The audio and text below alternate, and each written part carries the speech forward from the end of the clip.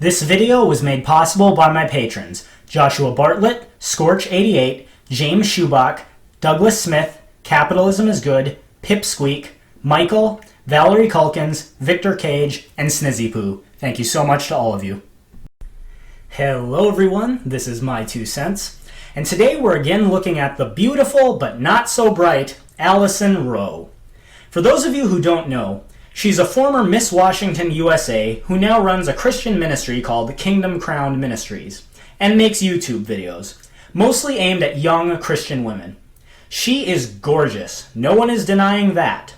But unfortunately, just as a beauty with a brain can be a blessing to the world, a beautiful moron can cause quite a bit of harm. A while back, I called her out because of a video she made where she claimed that her boyfriend manipulated her into giving her virginity away. Essentially, she was teaching young women that they don't bear any responsibility for the bad decisions that they make. She's made a lot of videos since then, and I've noticed a trend.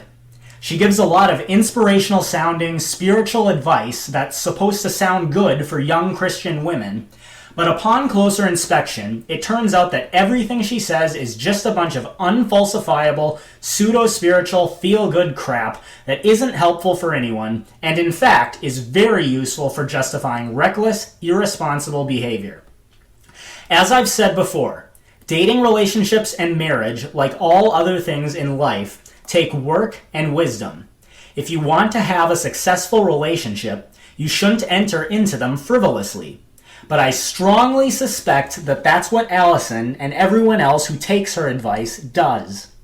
Honestly, I want to give Allyson the benefit of the doubt and assume that she genuinely wants to help young women. But intentions mean absolutely nothing. As the old saying goes, the road to hell is paved with good intentions. So, if you're an Allyson Rowe fangirl or fanboy and happen to be watching this, before you just hit the dislike button and leave, I want to challenge you. Watch this whole video and try your best to take a long, objective look at the advice that Allyson is giving you. Is she actually delivering anything of substance, or is she just saying a bunch of feel-good nonsense that allows people to justify making bad decisions that they wanted to do anyways? You're free to comment below and tell me why you disagree with my assessment, assuming you do. But I think that if you take a good, objective look, you'll realize that I'm right. Let's get into it. Hello, dear ones. I hope you guys had a great weekend. I want to just do a quick video and kind of elaborate a little bit on a post that I made like a week ago. And I've just gotten a ton of feedback on it. And so people just asking me if I would do a video on it. So I'm going to. I made a post and I said this. Listen, the mate God has for you, not the mate you have for you, the mate God has for you, okay, will not see you as an option.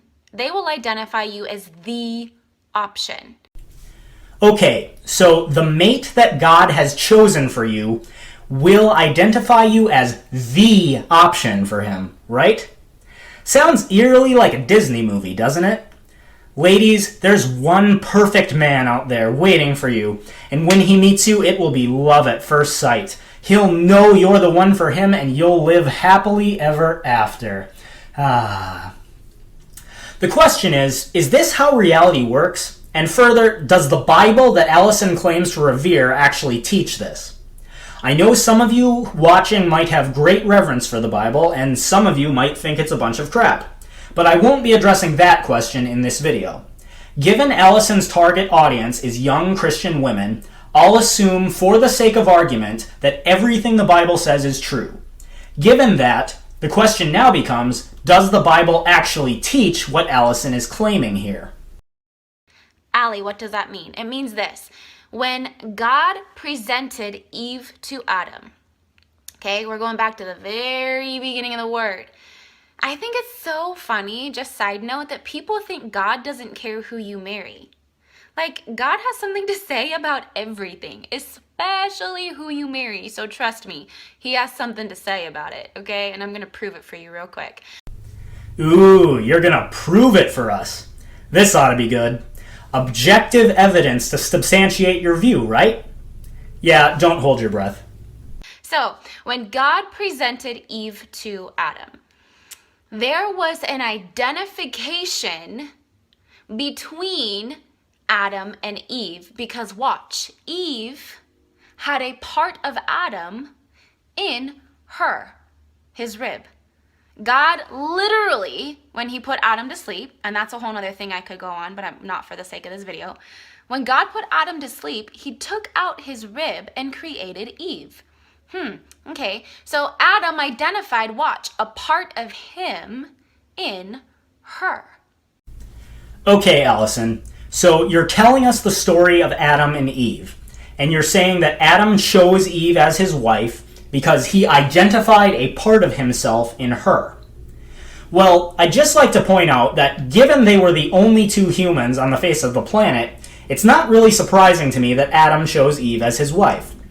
Further, I can't help but ignore that in this story, God appears in physical form and presents Eve to Adam. Tell me, Allyson, assuming this story is historical, what exactly are we supposed to glean from it? Are you expecting God to appear in physical form and bring you your perfect mate?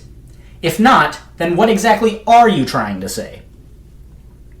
I think we're going to discover that Allyson is trying to draw a pseudo-spiritual parallel that isn't actually taught in the Bible. And frankly, it's both impractical and frequently used by people to justify bad decisions. Now, think about this. In this story, God appears to Adam in physical form and in no uncertain terms communicates that Eve was created to be his wife. Allyson thinks that God will communicate to you, the viewer, who he wants you to marry. However, I strongly suspect she doesn't believe this will manifest itself in a supernatural fashion, like God actually appearing to you and communicating it to you in no uncertain terms. Rather, Allyson probably thinks you'll have some sort of strong feeling, or maybe an impression on your spirit, or some other sort of pseudo-spiritual baloney that you're supposed to interpret as God's communication that he wants you to marry so-and-so. Now, as an aside, I grew up in a church where people said crap like this all the time. God told me to marry Julie. Or maybe it was, I wasn't sure if I should take this new job, and then God confirmed it for me.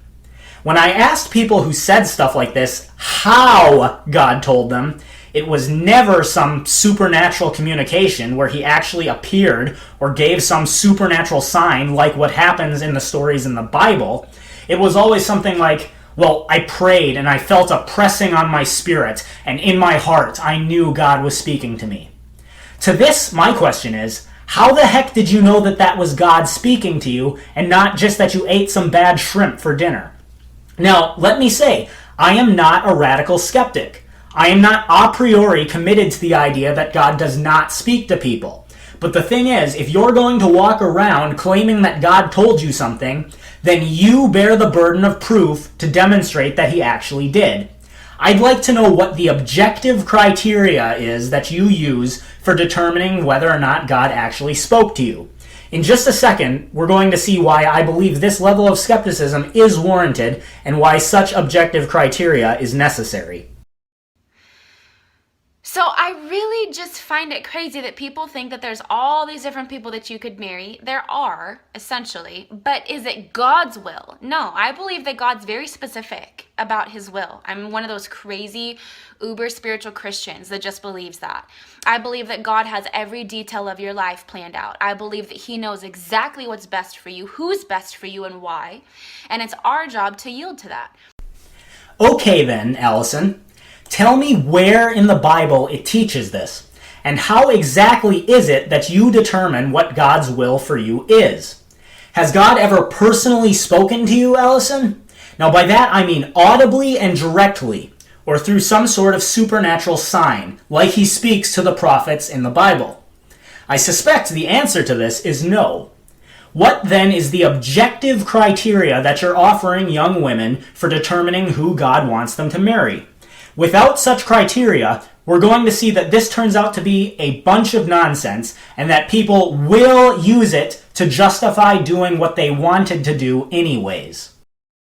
So listen, the right person, the right spouse that God has for your life is not going to see you as an option of many, They are going to identify a part of them in you, and vice versa. You will identify a part of you in them. So do I believe in soulmates? Not really, but I do believe in rib mates because it's in the word. So look it up for yourself. I did. I have read the entire account in Genesis, and nowhere do I see it claiming what you're claiming. It just says that at the beginning of time, God created Eve out of Adam's rib and then brought her to him as his wife. There's no additional clarification that says, and in the same way God has chosen a rib mate for each and every one of you, whom he will give to you in exactly the same way that he gave Eve to Adam. Where's that verse, Allyson? I don't see it anywhere. Further, what exactly is the criteria for determining who your so-called rib mate is? Let's do a little thought experiment. Suppose that this man were to come up to Allyson. Further, besides his good looks and smart dressing habits, suppose he's the CEO of a Fortune 500 company, making millions of dollars every year. He comes up to Allyson and says, Allyson, God spoke to me in a dream last night and communicated to me that you're my rib mate. I have identified a part of myself in you. We're supposed to be together. Marry me. Now, what do you think Allyson's reaction would be? My guess is she would be ecstatic and she would praise the Lord that he finally brought her her rib mate. However, now imagine that this man were to come up to Allyson. Not exactly a looker. Further, suppose he spent most of the past 20 years sitting on his couch getting drunk. However, maybe in the past year or so, he started coming to church, and he claims he's found Christ, and he's turned his life around.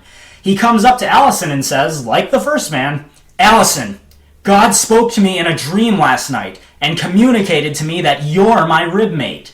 I have identified a part of myself in you. We're supposed to be together. Marry me.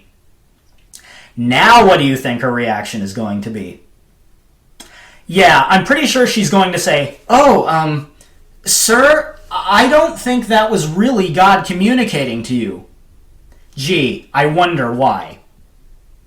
This is exactly the point I'm making. Both people have claimed that God has spoken to them. So what is the objective criteria for determining whether or not what they're feeling is really coming from God? Now, even if you're a very committed Christian watching this and you are starting to get mad at me, please stop and just look at this objectively. How many times have you heard people make claims like this about God speaking to them? I think that you'll find that almost every time someone makes this kind of claim, it turns out that what God is allegedly speaking to them is for them to do exactly what they wanted to do anyways. And usually, the only time they need to evoke this kind of language is when it's obvious that the decision isn't a smart one to begin with. How many women have you met who were dating a loser with no job, no savings, and no evidence that he had demonstrated any of the necessary skills that come with being a husband and a father? Yet she did so because she had to follow her heart. That's all that's going on here. Evoking the name of God to justify doing what you wanted to do anyways.